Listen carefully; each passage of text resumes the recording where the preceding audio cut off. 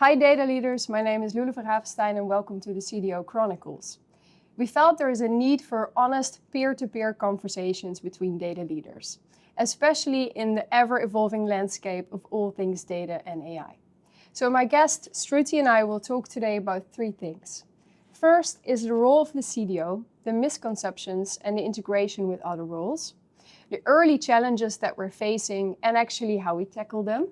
And the third one is the urgency and the importance of the CDO role in a really fast changing landscape of AI and how it's impacting our sectors. Excited for the CDO Chronicles conversation with my guest Shruti Sharma. You are Director of Data, Analytics and AI of Save the Children UK. So glad you are here and great to have you. Me too, really happy to be here. So question, who are you? Love that. In essence, I'm just a London girl, born and bred in London, North London, Tottenham, back in the 90s. It was character building. I can imagine. A lot of resilience, thick skin.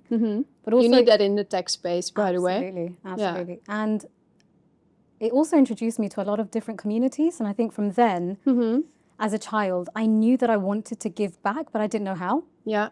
And I guess my life has done a full circle now being at Save the Children UK, but in between I went actually on the traditional route of studying computer science and that integration between logic and human and creativity, I absolutely loved it. Yeah.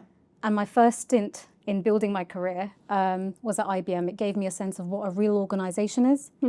And then at Capgemini. Very complex as well. So complex. Yeah. And just understanding how we even go and deliver projects. Yeah.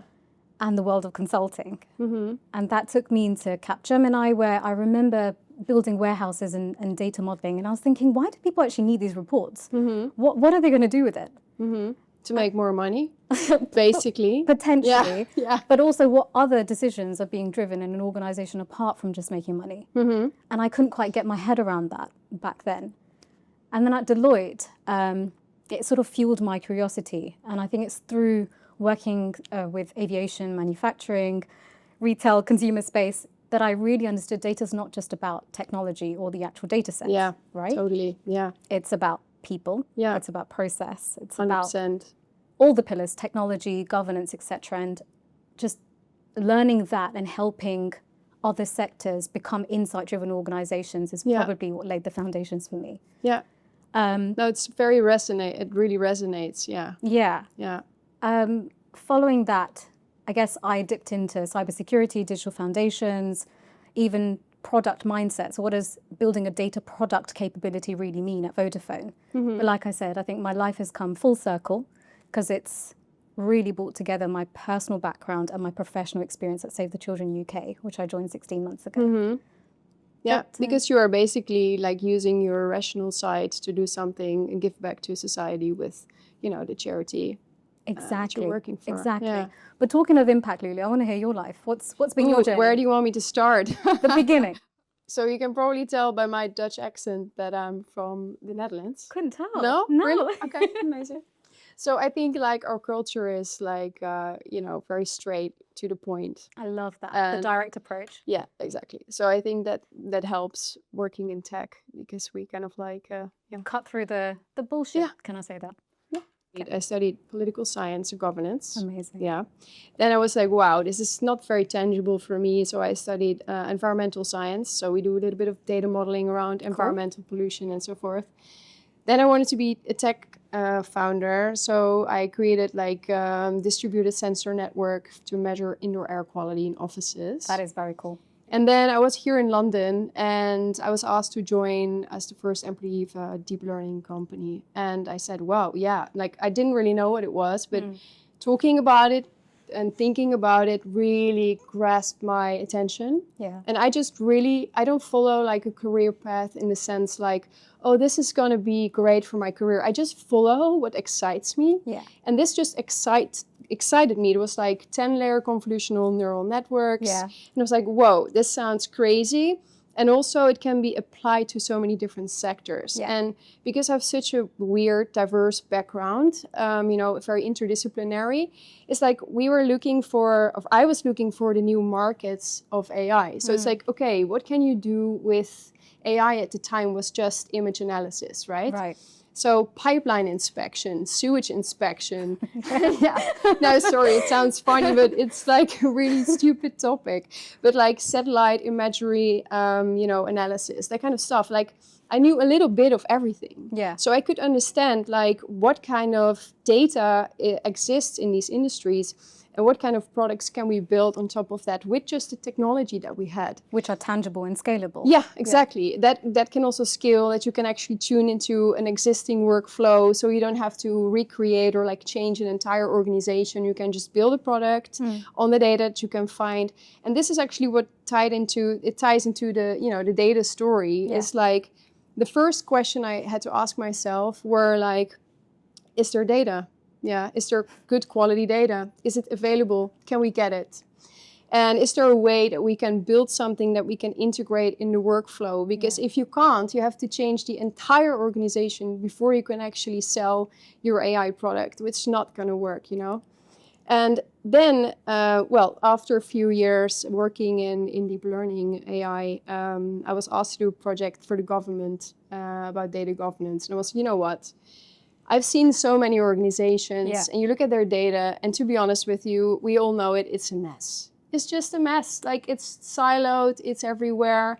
People they're just not in control. And I felt, okay, interesting, let's do this for 3 months. That was my plan. 3 months. 3 months. Laying data foundations. Yeah, now it got a little bit out of hand. Yeah. So a few years down the line, I'm still doing this because I felt, okay, I'm going to understand how we can actually make data work for a really big, complex organization like a government. And that's basically how I ended up where I am today. And getting the house in order. Yeah. And it sounds like even through, whilst entering the AI space, which was, it's lots of innovation, it's exciting, but you were still understanding the criticality of laying those foundations. So that's amazing. And what you were saying, that you actually everything you do ties into also your story. Yeah. And I have a bit the same, because I started with political science and governance, and you're like, okay, when am I ever going to use this, right? Every day. And then and then you work in government and you're like, okay, I need to understand power. I need to understand how organizations work. I need to understand how I can bridge the gap between basically the programmers, the people who really work on the tech, and the organization that doesn't understand how data works, but they just need to, organize stuff. So. And shared accountability. How do we make sure that there's shared accountability and it's not just within a team, sat in the basement somewhere, right? Which is misconception. Exactly. That's an amazing journey. Would you ever go back to, the clean air, the tangible stuff that you were building? It was a difficult market, I would say, because you would create something for people that were not the clients. So long-term health is not something people want to pay for, sadly. Yeah. So the Chief Data Officer is a relatively new role, and there's a lot of misconceptions around it. So according to you, because you are Director of Data Analytics and AI, which is to me essentially the CDO role, what is it and what is it not? I love that question. I think the days of CDOs just owning, or senior data leaders in any sector organizations just owning dashboards, I think that's quite historic now. Gone are those days, I believe, and I'd like to believe. CDOs, data leaders, to me, are people who shape decisions in organizations, how they're made. We understand risk. We're also cultural leaders, right? Yeah. We bring clarity in chaotic environments. And that's my perception of a CDO, a data leader. So I don't believe that they belong in the basement anymore and that data is just dashboards. I think it's way beyond. It's shifting the way an organization thinks, its beliefs, how it's making decisions. But Yeah. what do you think? Well, I think, yeah, that really resonates with me. I think what's really important is to that the CDO really stands for data as a strategic asset. Yeah. And that has its implications though. Like if we just see data as like a silo thing, you know, then it's basically not working. You need to make sure that we are the ones that are on the decision-making strategy table, Yeah. because the organization strategy, everything you do with data has to align with that. They're the same. And that's, I think, sometimes difficult, right? Because, you know, how do you explain that to someone who's in charge of the strategy, like now with everything with AI? Like, how do you make sure these things really tie in together? Yeah. And for me, it's about then laying the foundations like data governance, data management, which is very poorly understood. I think we come back to that later. Yeah. But and the data strategy, and we have like and also doing really the work to make that strategy work in the organization, to build, Yeah. you know, the people, the data organization, the processes, and the technology that you have to make sure that the data can flow as a currency in your organization. I love that. And I think we have a saying in the Netherlands, and I don't think you have it in the UK though, but it's called that to make sure that your strategy doesn't become a paper tiger. Yeah. And a paper tiger is just like, it looks really scary on paper, but you know, look pretty, or just looks pretty on paper, but actually not able to. Yeah, you've got to execute your strategy. Exactly. And I think to me, the CDO is someone who is really not just writing strategy, who's really, you know, executing it. Living and breathing it. Exactly. Yeah. Yeah. Question for you, like, what misconceptions are you facing in this role? I think generally, even though the role of a CDO has been around for a long time now, I remember being at Deloitte, establishing a CDO function for the Western route at Network Rail, and that was amazing. And this was, you know, a good decade or so ago.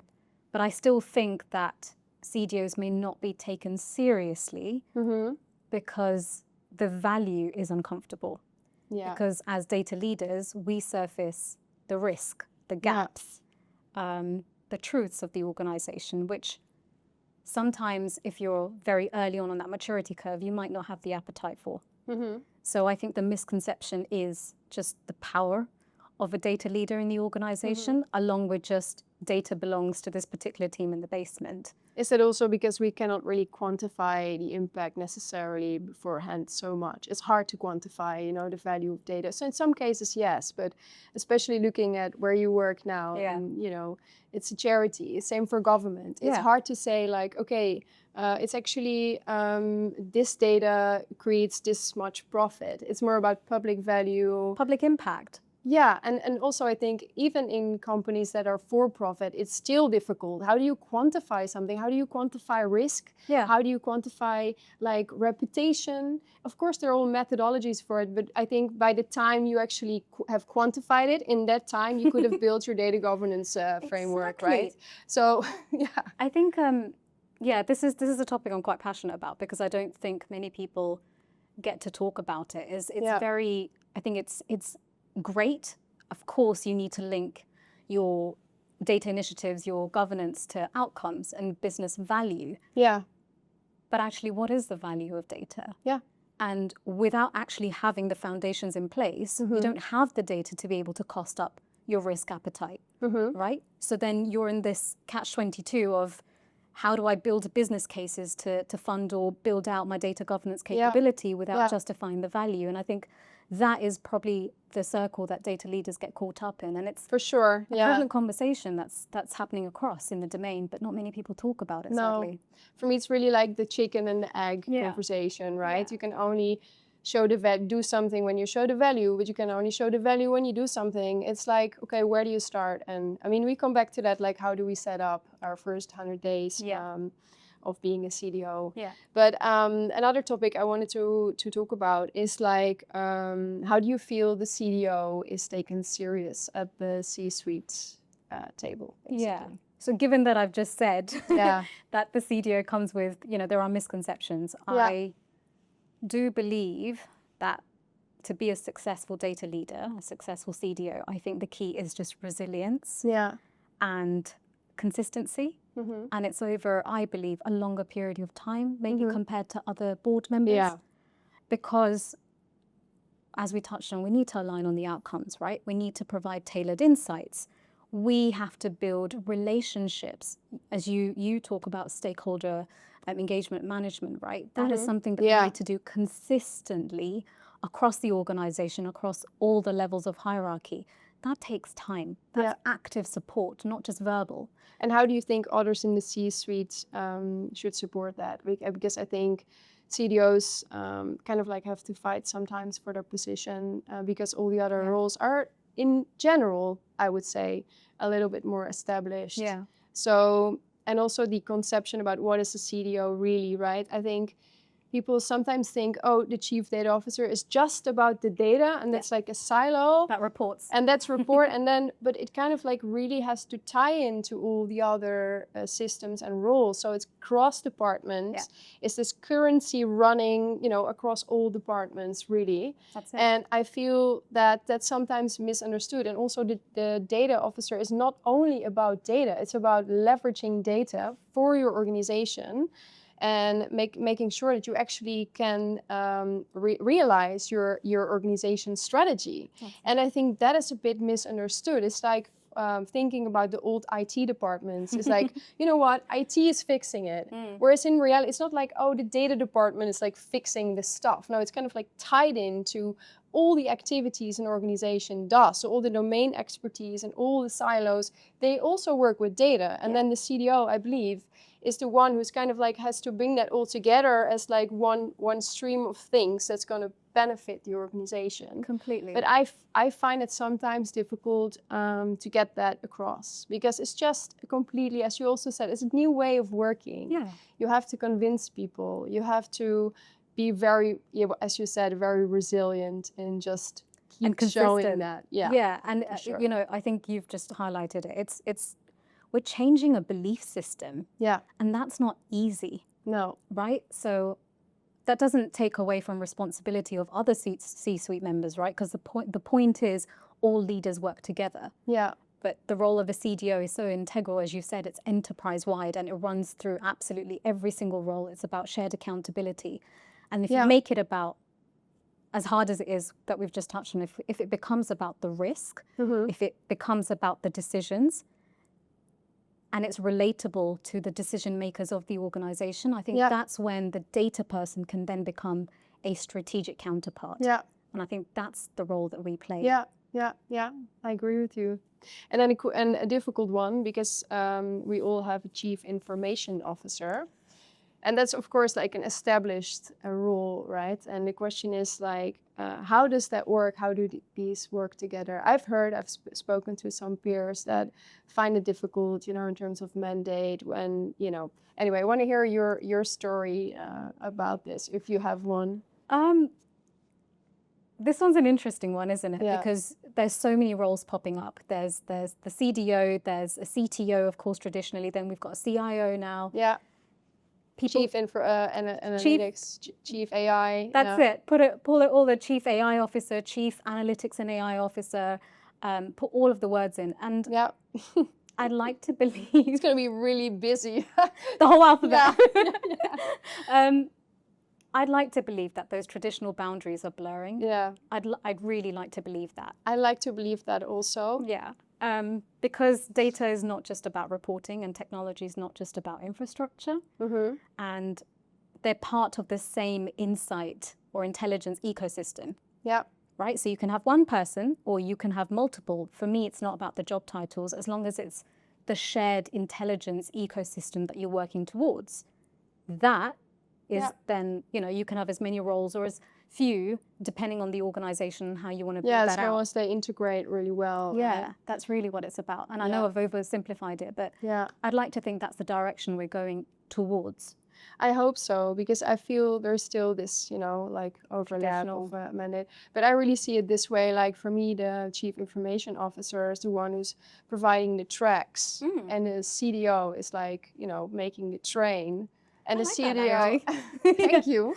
And then, you know, the CDO basically still has to say, what kind of train we want and where do we actually want to go. Yeah. And the CEO has to basically say, okay, that we need these tracks and they have to be put into this direction. But if you kind of like don't communicate, you end up with, you know, things that are completely not aligned. Well, the train derails, right? Yeah, derails, goes to the other side, goes to the other city. It's, and I think that integration and also I think clear communication also where I think the old idea also is like chief information is data not part of information. Right. That's also something that's... What is insight then? Yeah, that's very difficult for people to understand. And I understand because even for me, it's like if I have to put this on paper, how am I going to explain this to someone who doesn't really... it's not really in this field. Yeah. So it becomes very difficult to explain because of like the historically, organically grown titles, I would say.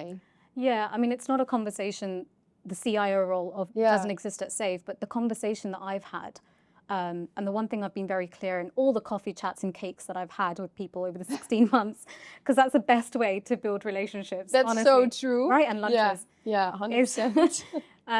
One, I refrain using the word data analytics, AI, technology, but also just they do go hand in hand. And if we're talking about shaping the right decisions for an organization, whether that be more humanitarian, more impact-driven in the field that we're in, the risk appetite for our organizations or our sectors,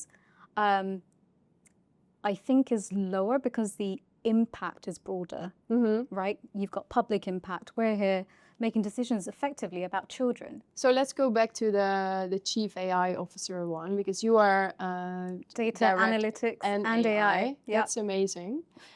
But now I see a lot that people are asking for Chief AI Officer, which I understand because it's big, it's, you know, exploding AI right now. But let's talk about the pros and the cons of that. I think for me, the pros would be that if you have like a really large research department in pharma or genomics, you know, but how do you see this? I agree with you. I think for some sectors, it completely makes sense. Again, coming back to that maturity curve of an organization. And yes, it's not so much about who owns AI, but there needs to be someone responsible for the ethics and, you know, just driving responsibility and accountability and not beyond just innovation. Absolutely. So there is a pro, but I think the fragmentation there is, it's in silo. Yeah, exactly. And again, for me, it shouldn't be about the job titles. Yeah.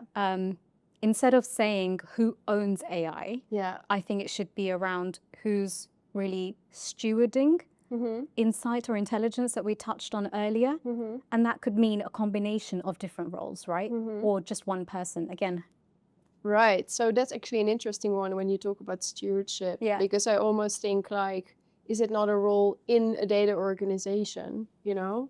I mean, is it, it's not about job titles. I totally get it because it can be that because you are creating a job title, you create its own department and a silo underneath, whereas we are actually, I think that's also how we think, right? We think about what works for the organization. Like what kind of systems, how do they integrate? And what you're saying is, okay, if you kind of like, it's fine to have someone who's responsible for that, because that's probably also part of governance, right? Absolutely. It's more like, how do you really make sure that what you're building integrates? Exactly. And I think maybe we share the same views. It's designing around capability. So AI's, for me, it's not a tool. It's a capability. And you and I have had many chats around shaping that future of what AI looks like, and the capability and the skill set and the roles and the people and the behaviors that we want to embed across organizations. But with all these roles, again, however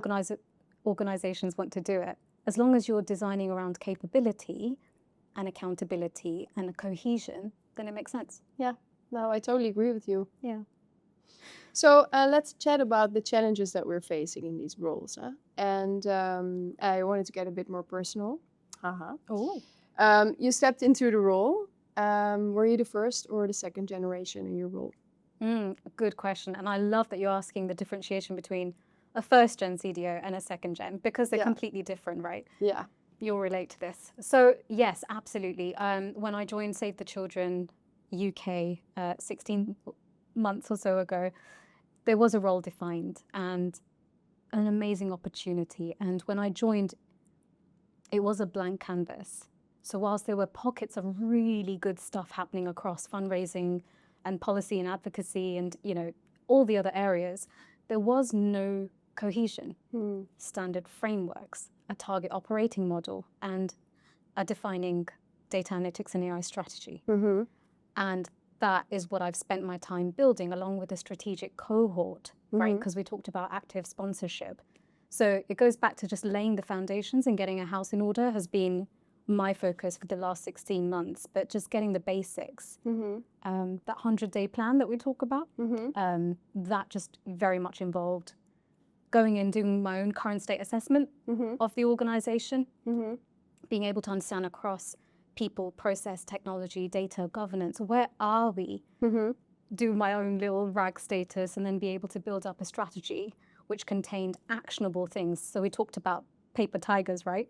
I didn't want it to just be sat in a PDF somewhere looking amazing. I wanted quick wins. What can we do over the next 2 months versus the longer? To prove the value as well, right? Exactly, because that's what it's about, value. Yeah. But what about you? How did your 100 days look like? Well, I think I started when there wasn't really a mandate, right? We didn't really have a data organization. So you created your own role? Yeah. Wow. Yeah. So I started when basically there was not much. There was, of course, like a data analytics team and so forth. Yes. But the data people specialists were like across all teams.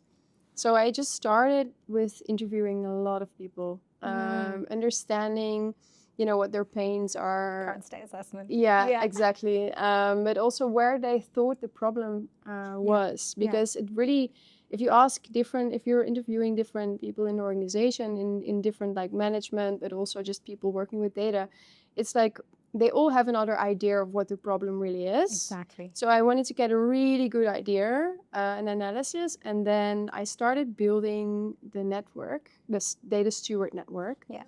But it was not like, so I didn't have a team, I didn't have resources. So I basically did it by identifying people that already did these jobs and trying to basically get them together.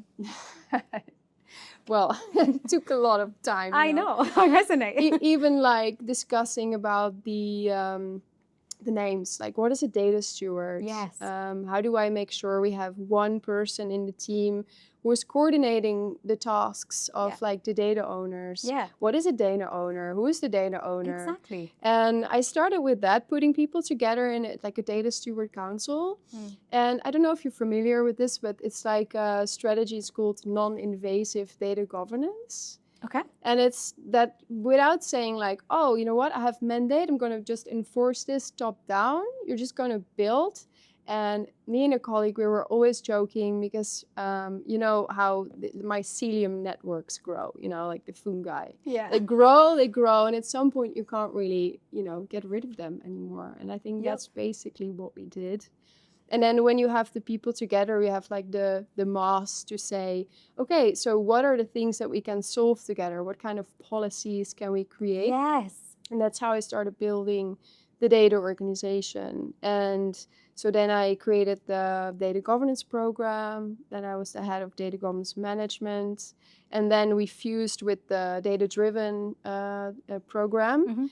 And then basically I created the CDO role because if we look at the operating framework that you just mentioned, what was needed was basically a role in the organization that would be responsible for this for long term. Because if it's just in government, we didn't have a program, but that's always temporary. Yeah. And it's something that has to have a place in the organization long term. So that's why I created that role, to make sure that it's like something sustainable, that it's not like a trend that tomorrow it can be gone. No, you're building a full-on capability here. And I resonate with that so much. So I think we've had similar journeys with our 100 days or so, where beyond just defining the strategy and being able to establish a strategic cohort, I took the same approach, probably labeled it differently, but built a community of practice. Yeah, exactly. Exactly that. And it's so powerful, right? Because I also didn't have a team exactly like you. And as a one-man band or a one person, how much can you really drive? But it's amazing when you bring in the data leaders across the organization. Yeah, that's it. From different domains, right? Because that's what it's about. Yeah. in one room. And I love that you've started talking about and embedding data governance. For me, it was, if you're part of this community of practice, maybe my approach was a bit vigorous. I said, well, you're taking responsibility of driving this strategy for your domain. Yeah, you are the champions, right? Exactly. So you have to build out data governance. You have to ensure data quality and data governance. There was a whole education piece around what does that even mean? Because when you say data governance to people, automatically they're like, oh, data quality.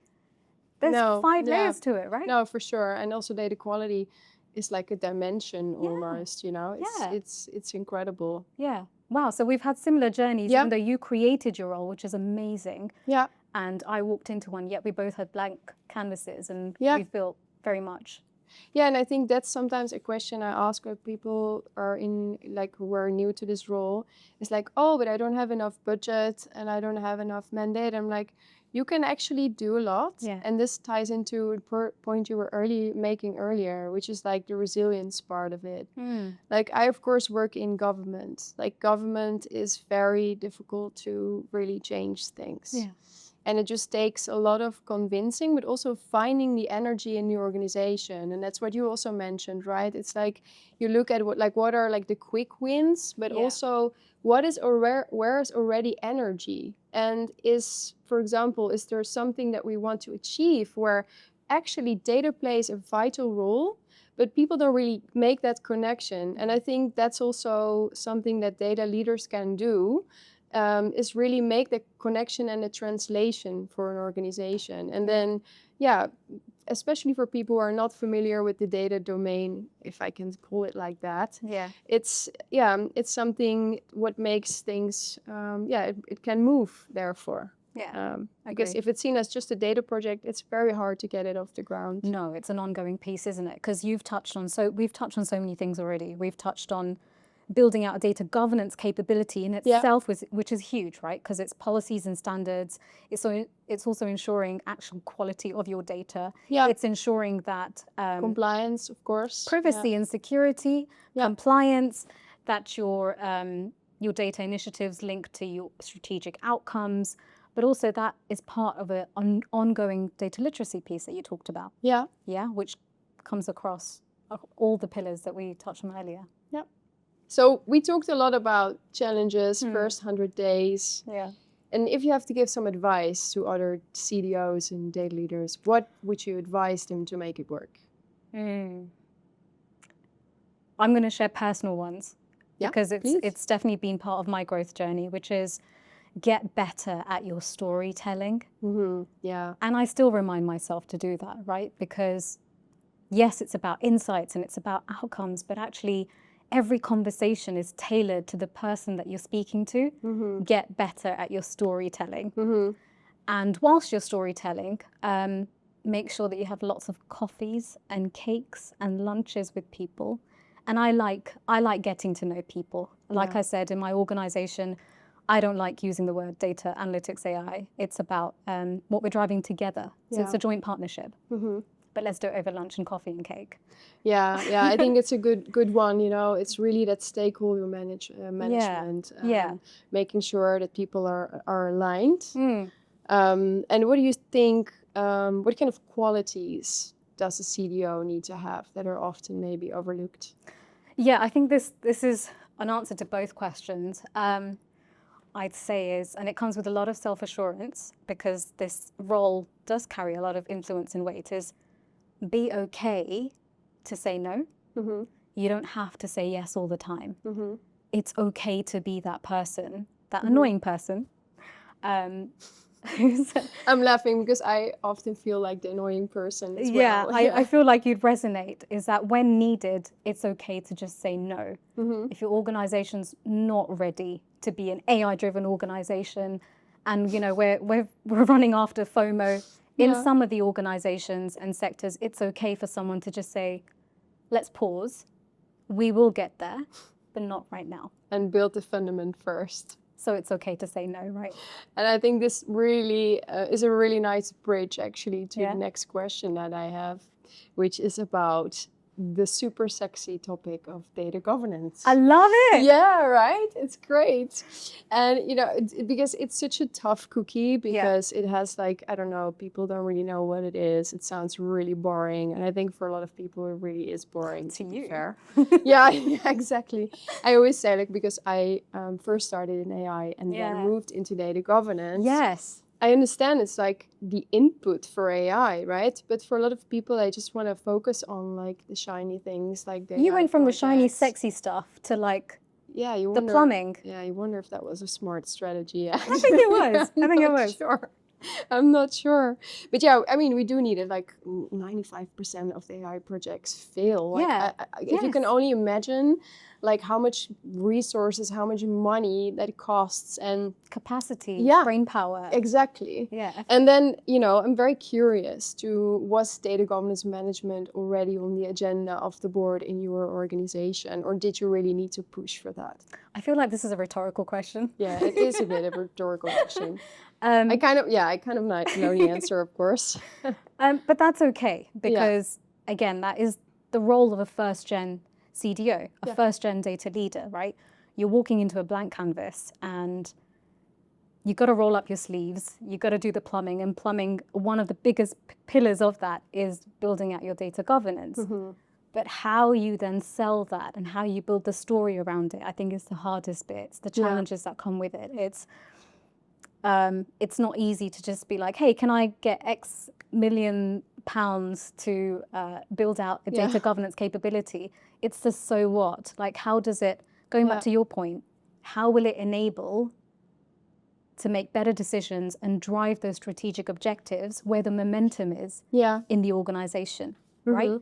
So even if you don't have appetite, how do you still sell data governance is probably a prevalent challenge. Yeah, no, definitely. It's about, what you said about the storytelling. Yeah. You need to tell the story of data. And also, like, I think it's a good opportunity, actually, now AI, because we can say, like, hey, if you want AI, you do need data governance. That's what you're doing, right? Yeah, that's what I'm doing. But it's also, it's just a hard message to get across, really. And how have you then gone around that message? Because that would be, I think, really good for people to hear about and learn from. Yeah. Really. Well, it's still difficult, but what I'm doing now, because still, if you want to do AI, in the end, they fail because, first of all, maybe AI is not tied in really to the organization strategy. Yeah. That is really important. Like, do we actually solve a real problem? And this also, with my previous experience working in AI, is like, do you actually have the work processes in place that if you create something that can be implemented, like AI model that's accurate enough, do you actually have the systems and the people in place to make it also work? Yeah. And then, does it create value? But also, do you have the data to actually make the AI work? And it's really about this input for AI, where I think CDOs and data leaders really come in. Yeah. So let's chat about what advice we would give others to make data governance work. Yeah. And if I can, kick it off, it's like, roles, responsibilities. That's how I started. And then, we created like this operating framework, and it also getting the right specialist in the organization on board, because especially in government, like there's already so much there. They're like really skilled people in the organization, and they already have responsibilities. So what we really needed is to have these specialists together to make like organization-wide policy. Yeah. Because before it would be like a policy, but then people didn't know about it, and it could actually also bite another policy. So for example, we have like GDPR, but we also have legislation that is about that we as governments have to basically share as much as we can. So sometimes these two things bite each other. So it's really important that the specialists talk to each other, the DAMA, the MBOK, wheel, that we all put them the together. Holy Grail. Exactly, the Holy Grail. That we have organization policy that's coherent. We have like basically a circle, and on one side there are the data stewards that together with the specialists create the organization-wide policy. Then it's formalized by the board. Amazing. And then we have the implementation cycle, because I'm sure that this must be kind of the same in your organization, but the departments in the end are responsible. The data owners are there. Yeah. So we can only say, look, this is what we agreed on, but they have to do the implementation. And the data stewards are therefore also the ones coordinating this. And this way we try to make it, the data governance work. I think such a solid approach, isn't it? So we also have policies around data owners, and I'm glad that it's already established. Again, great work. Even before I joined, we had these policies. Yeah. We've got amazing people, amazing data leaders across the organization, but the cohesion wasn't there. So our policies say that all directors are actually data owners, which is fantastic, because they should be for their domains, right? Yeah. But then how do we make that more strategic? How do we also then make that applicable to the board, our trustees? So what we've also done is, and we are in the process of embedding something called an impact performance framework, which I think will resonate with you. Is it like KPIs and everything? It's how do we measure our impact, which is the most broadest question that I think any government or non-profit can ask. Like, what does impact mean for us? I think that's really hard to define. Yeah. But then how do you then make sure that people can relate to it in an organization across all layers and all levels? So you standardize and show actually what accountability really means, right? Yeah, because that's really what it's about. It's not about the dashboard. No. Well, okay, maybe it is to the board, right? Because we want to see our organization's health and if we're meeting our strategic objectives or not and the risk. But from a data leader's perspective, we're automatically embedding a process where people take accountability of the data, of their domains, and you go down that, is it structured enough? Is it complete? What we're reporting on, is it right? Is that what's required for the organization? So that's what we've done on a more strategic level. You make it more tangible as well, right? Yeah. If you say, oh, you're responsible for this, what does it actually entail? What are the things that, that you really need to do, basically? Yeah, exactly. And then from an operational level, then what have you embedded? What have you done? Ooh, that's a good question. I think one of the things that really make a difference is like implementing a data catalog.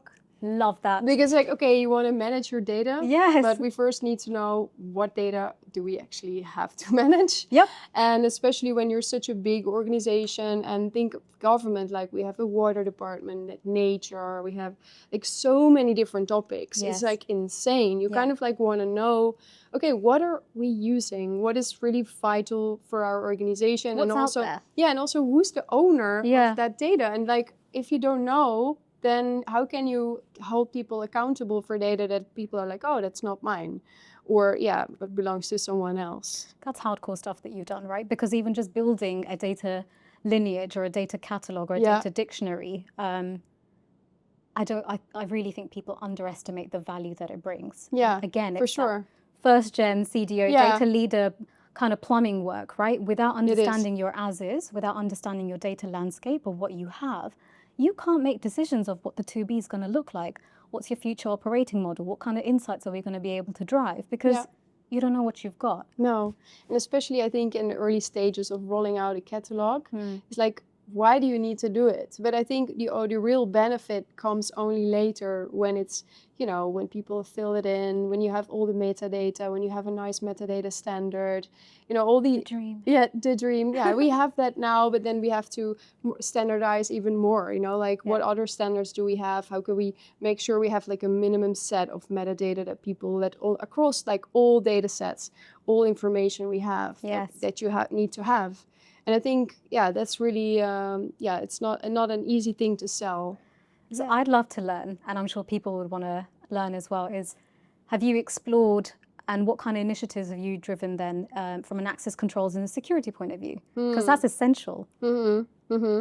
That's a tricky one. Yeah. I think as government, we have so many different applications and systems in place. Yeah. So this actually ties into a really important topic for me, which is the data architecture. Yeah. Data architecture and also enterprise architecture is so important. It is. And, you know, as CDOs or similar data roles, we should not work in silos. We have to collaborate. Yeah. And we have a data architecture vision. And then we have to put this step by step, we have to implement it because we can't just implement it in one go. So I think, we start with one of the most important things is data platform to make sure that we tie, It's a massive milestone for the organization. It is, and it's something that ties together like all the different systems, you know. And it doesn't have to be like one particular, you know, we have, of course, like data warehousing and so forth, but it's more about how do we combine and how do we make sure that we can also pull in like data sources from like other governmental agencies, and then use that and combine it with our own data. So it's more like, you know, this ecosystem of how data can flow around the organization. And then of course, like access controls is and security is a big part of that. Yeah, massively progressive, because what you're doing is being able to drive more powerful decisions in future. Yeah. By building all these, by embedding and bringing in all of these different data sources, whether that be open source or within your organization, just you're influencing the power of decision making, which I think is amazing as a milestone. What we've done at Save is we're now embedding personas, which sounds very simple. Yeah, what is that? Yeah. Right, so it's, imagine being able to take a view of your entire enterprise and say, based on the capabilities or people's need to access data and applications, what kind of personas do we then establish, and then what kind of access do they get? And so me and my team, in a collaboration, we've got the head of privacy there, we've got the data team, we've got technology, all working together as it should be to embed those personas.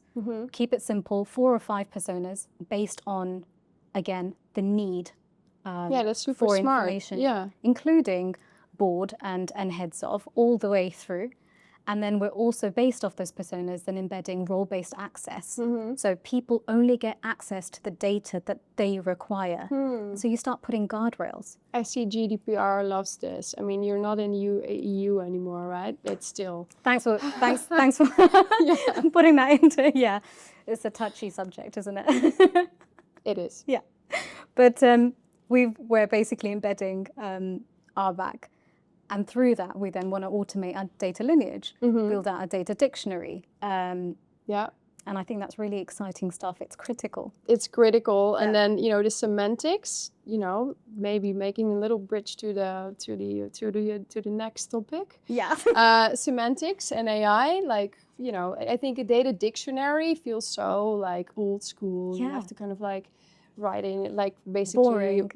Also the taxonomy. If you have to do this by hand, it's a lot of work. But it needs to be done to really have a good oversight of like meaning of data in your organization. So that's I still struggle with that. How we can make that.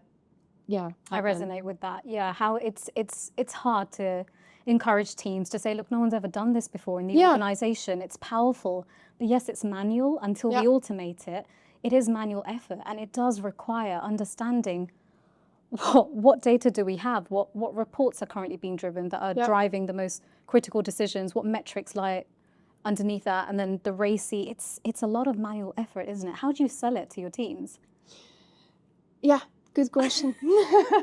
I think how you sell it to your team. I think one of the things we're doing now is pilots with AI, but for data governance. Amazing. Yeah. So we make something that people think is very boring. We make it sexy, and also like I think data governance when it's very manual, like we put our data dictionary and so forth. Taxonomy is like, what if you can automate part of that? Exactly. And I think that's for me where the real value of AI would be the coming few years is automating the boring stuff of the fundament that we don't want to do, you know? So there's the real value for me right now. I love that. So let's talk about the elephant in the room. Which is? AI. Yeah, let's do it. I mean, it's everywhere, right? Like even my mom is sending me articles about it. Then you know that it's really... That's amazing. That's really something, isn't it? I don't know if I really like it, to be honest, but yeah. But I mean, yeah, fact is it's going to make or break, you know, companies, organizations, like even sectors and even maybe continents. Yeah. So, so it is something we should talk about. Those who are like AI first, I think in the long run will have a massive advantage, can automate more. But yeah, the reality is, we talked about it already, 95% of the projects basically fail. So it can only be a game changer if you get the fundament right and so forth. But yeah, the role of the CDO there becomes increasingly important. And the question actually to you, because you work in charity, is like, how do you think people realize how important this is for the sector and what is at stake if we don't get the fundament right and leverage AI? Yeah, so I think, you know, the great thing about the word AI being everywhere, and of course, as data leaders, I think it is quite overwhelming. We say it's a full-time job, just staying on top of the technologies and the conversations and AI agents. And there's so much there, and AI is magic. It will solve absolutely everything. Saying that, I think generally there is an appreciation for what AI can do, especially in the non-profit sector. I think that excitement is there, that interest is there. Obviously, from a technical perspective, that understanding is still, you know, that's on a journey, but the appreciation is there on what it could potentially do and what the opportunities are. But you know, and what are the opportunities in charity? Like, how do you see those opportunities? How can it really make a difference? Right, and that's something that I'd love to hear from you too. Being, you know, in the public sector, is what we have at stake is very different to the corporate world, right? It's completely different risks. It's different audiences that we're engaging with. So from a non-profit sector, I see the opportunities and possibilities of just being able to become more relevant to donors and supporters, right? Because that's the ultimate backbone of the business, being able to reach and maximize your engagement and maximize your impact. So every pound that's spent, you want to maximize and squeeze the impact there, right? To children, to greater communities, or whatever the purpose is. And that, I think, is a huge opportunity. Yeah, for donors also, right? Because if I want to support a charity, it's good to know, like, do they do the right stuff? Yeah, with where is the money going? that I'm donating? Yeah. Is it a lot of overhead? Does it get stuck in your organization? Exactly. I get that. Exactly, and that's a differentiation. So being in the non-profit, there is a differentiation being able to spend on those humanitarian causes and being able to still run the organization, right? And you want to maximize your unrestricted income or revenue to be able to spend it wherever, right? To build out the capabilities. So that's definitely one opportunity. The second is, of course, and a lot of people in the nonprofits don't talk about this, but you know, it's a humanitarian sector. We're all heart, but we need a more commercial mindset. It is about bringing in income. Yeah. And so there is also a point around, can we increase our competitive advantage for funding? The ecosystem in nonprofits is actually lovely. There is more transparency than, you know, stereotypically people think we're all fighting against each other. We're not. We're actually, we work in a very, very lovely, transparent ecosystem. And I can vouch for my counterparts in the other nonprofits. Saying that, we still need a competitive advantage, right, around funding. So I think AI really helps with that too. And the third, most basic, operational costs. As an organization, surely you want to reduce that, because again, it comes back to you want to maximize impact. Yeah. These are fundamental things that I think AI can bring, but what about in the public sector? So like in government, that's actually one of the reasons why I still like what I do, is because governments are basically one of the fundamentals of our society. Yeah. They provide the structure in your organization. Right. And I think like the entire world is like changing, you know, everybody has more information, data, like, you know, civic organizations, like everyone. So as government, you have to be able to have a good information position, because we take decisions on very difficult, how you say, like subjects, complex subjects. Yeah. It's about nitrogen, it's about nature, it's about housing, it's about so many different interests that you have to balance. Yeah. First of all, you want to maximize your public value. Your public impact. Yeah, exactly. with, the taxpayer pays, and you want to make sure that they get the maximum for similarities the government. there. Yeah, and there's the similarity. It's like looking at the input, maximizing the output with the input. Yeah. And then on top of that, for government, and I think this, and like the current landscape, it's increasingly important, is the trust and the credibility of the government, that you can actually really explain how, what decisions you're taking, based on what information and data you've taken your decisions. So it's also about like explainability. It's about transparency. It's about traceability as well. Yes. And I think really governments need to step up in that, because we can't just sit and wait for the world to change. We have to be part of the change, and otherwise, we basically lose our credibility. Yeah, completely. So now let's talk about what's happening in the next year. Okay. I was at Web Summit, and I was overwhelmed by all the AI agents. AI agents. It was an AI agent for sales. It was an AI agent for whatever, taking out your trash. It's magic. It will solve everything. Yeah, no, it's like seriously. and all I think about is like, how are we going to integrate, AI agents from all these different providers are doing little process here, process there. Exactly. And, how the heck are we going to govern this? What a question. Okay, so if we're being visionary, I truly see the importance of AI agents, because there is a big business case around it, right? So in the next couple of years, to me, AI agents aren't just tools, it's a system.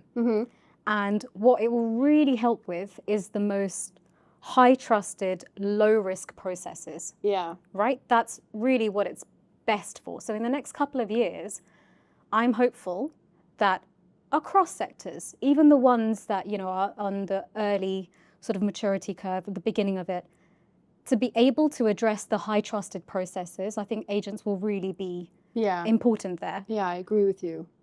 But we need to come back to governance, right? So... No, exactly. I mean, if I look at governance in general in organizations, I think we don't have so many processes written out. I think what's needed, like I agree with you, AI agents can be fantastic for like low risk things, but also for processes that have already been thought out and that have a clear owner. So if you have like a clear owner for a process, then you can say, okay, we put an AI agent on this, but it's governed by the process owner. Yes. And then we can actually tie in that accountability. I love that. And then taking it a step forward, it's having the right access controls and security around that too, right? Yeah. So what does the AI agent get access to? Exactly. Right? Yeah. How are they going to work together? Yeah. It's a big foundational piece again. And again, just repeating what we've talked about, if you don't have the foundations in your organization, rolling out AI agents just amplifies that chaos. It's just, it's chaos. It's like hiring a lot of employees and you have no idea what they're doing. Yeah, basically. It's like massive risk. Yeah, how do you deal with that? Yeah, and the input, of course, scary. Like the data, right? Like if in the process uses certain data sources, if you have accountability over a certain process, you can also say you're also accountable for making sure that the inputs are correct. Yeah. That maybe ties into someone else's accountability, that's fine. You still have clear ownership. Yeah, agreed. So we're in organizations starting from a data layer. I talked about how we're embedding personas and role-based access. You then see that being amplified in future, where once we've established personas, role-based access, we're then able to then go down a level and say, right, here's our manual processes, the low-risk ones. We can roll out AI agents, but then we almost do an RBAC on AI agents, right? That's what you're saying from an operational lens. And then who owns that process? Yeah. That's really thorough. Yeah. That's amazing. Well, I think we're like most organizations are not there yet. And that is for me actually even more so, showing that the CDO role or similar roles are really important to also have this governance, you know, of the agents and processes and data in general. Yeah, yeah, completely agree. So Loulou, apart from everyone talking about AI agents, when we go to these panels and we talk about AI, the other common term that I use, that I hear a lot is human in the loop. Yeah. Human in the loop. Yeah. Some of us truly understand what that means, but I'd love to get your perspective on what human in the loop means. Yeah, okay. I think for me, it's like that what I was saying earlier is like the accountability. Yeah. But it's still... I like that. The humans have the accountability, because if you give away the accountability of agents, then, you know, in your organization, like, who's liable when something goes wrong, right? And it's not even about real liability. It's really about this accountability part. Yeah. So I think human in the loop also empowers people. I hate this word, by the way, empowers people. But anyway, it is true though, because it's so often used without any substance. That's why I'm saying it. It's like, if you want to integrate AI in an organization, you still want human oversight. You still want, especially when you're talking about an organization with a lot of domain experts, the domain expert has to be in control. Yeah. You know, not the AI agent. It needs to be validated. AI agent can do all, you know, like all the stuff. So AI is not going to take our jobs, right? Humans will still exist. I'm afraid it will take jobs, but I think in the end we need to create some kind of like cohesion. How you say that? You know, like a symbiosis of humans and machines, or like humans, domain experts, and AI agents. And the question is really, if you want to make it work, it has to be done in the correct way. Yeah. And that's for me human in the loop. So you talked about access, right? If you are someone in an organization in a certain department or domain, and you have access because of your role and your responsibility to certain data, you also have to make sure that the AI agent is tied to your role. So the AI agent has a certain role. Completely agree. And yeah, that's for me really what human in the loop is about. That's a really good point, Loulou. I want to bring it back to the value of a data leader or a CDO in an organization. Isn't that our role? Whether you call it a CDO, a CIO, remember, for me, it's not about job titles, but actually just being able to bring clarity into the chaos between machine and human. Yeah. That is the role of that person, whatever you call them. That's the future that I see. It's making sense of machine and human together to drive insight. It's really well said. So, you know, we talked about AI agents. What do organizations need to do to avoid the implosion of an AI bubble? Oh, okay. So it's been the recurring theme across our conversation. Yeah. So I want to bring it back to get the house in order. So AI amplifies that chaos, right? We don't want that. So lay the foundations. I think number 2 is what we've touched on before, moving away from proof of concepts, which are not scalable. They don't take off. Let's shift to proof of values. So it doesn't matter how small your proof of value is. It's scalable. It's attached to an outcome. There will be success. But shifting that and that mindset and the approach to it, I think, is how we come out this AI bubble. And third is just treating AI like a capability and not a tool. Yeah. Again, you and I have been having chats about what that future capability looks like from a skill set perspective, behavioral, what people, what job titles, etc. look like. Treat it like a capability and not just a tool. Yeah, absolutely. Yeah. Do you agree? Yeah. I don't have too much to add to that. Okay. It's they're good points. Thank you for the validation. Yeah, no, I think so. I think it's really important that it ties into your business strategy, organization strategy, and that's now often not the case. Like, we're actually building like a framework for that to assess whether it's really like making an impact on our data strategy. Very cool. That's one of them. Yeah. And the other hand is like, is it implementable? Can we integrate the systems and can we can we actually make it work? Do we have the data access? What risks are there Feasibility as well? exercise, right? Yeah, and Love you that. mentioned like, it would be good to focus on the ones that are low risk. So I think you can just put that in a framework and then pick the top 3 that really would, if you nail those, that it would actually really, add value to your organization and indeed the fundament. Yeah. And also just that 95% of these proof of concepts are failing. It's okay to fail. Yeah, You but start not 95%. I know. and that's where the mindset shift comes, right? The proof of concept to proof of value. Yeah, I agree with you. Again. Again? So the AI Act is coming into effect. But it doesn't really apply to you actually, does it? Yeah, I'm going to go now. Really happy for you guys because it's... Thanks. Yeah. I mean, it's a huge opportunity, right? Because I see it as an economic and a societal kind of reset, right? Because you've finally got a framework across all these countries that requires AI to be safe, transparent, and there's accountability, everything that we've been talking about in this chat.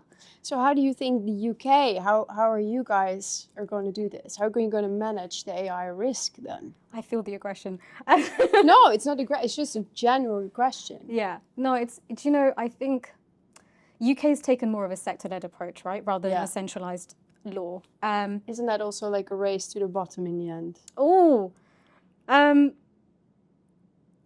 I see it being great for agility, right? So a sector-led approach means that movement is quicker. It's great for research. It's great for startups.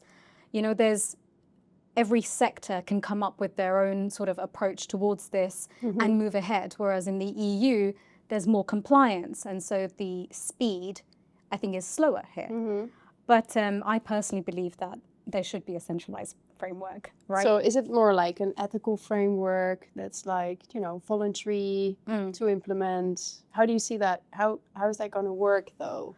I see more of the approach that the EU have taken because there needs to be guardrails around safety, transparency. So voluntarily going back, embracing Europe again, maybe. Yeah, maybe. Nice. That would be great. Nice. Yeah. That made you smile. That's what I believe. Yeah. But for some sectors, I think the current sort of sector-led approach works. So let's zoom out, really zoom out. If we agree that AI is going to be a game changer in how we create economic value or in the economic value that we create. Yeah, it's a revolution, isn't it? Yeah, exactly. Then AI is creating value, economic value for economic zones. And we look at, what US is doing, like they're pouring in so much capital, they're building most of the foundational models, the ones that we are actually using today. And then we look at China, who has a really strong government, who is backing a lot of the AI development. Yeah. So then we look at, Europe, UK, what can we do that we don't end up in the economic periphery? Okay, let's zoom out. Macroeconomic. So I don't think it's a race.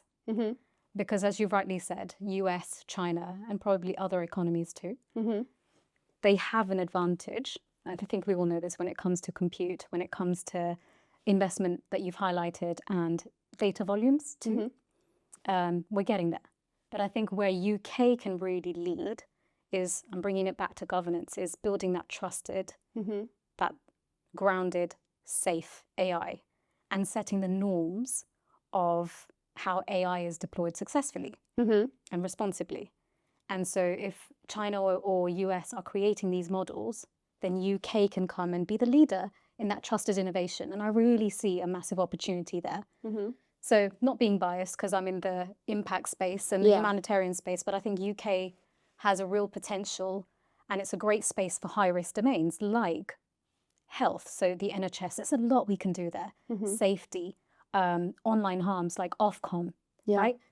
Regulators that are working in that space. So I think for UK, if I was to speak personally, the opportunity lies in AI for public good. And I mean, that excites me because this is the space that I really thrive in. But what do you think? Well, I think that's a really beautiful one, actually, because, you know, economics, but also like public goods are both really, really important for societies.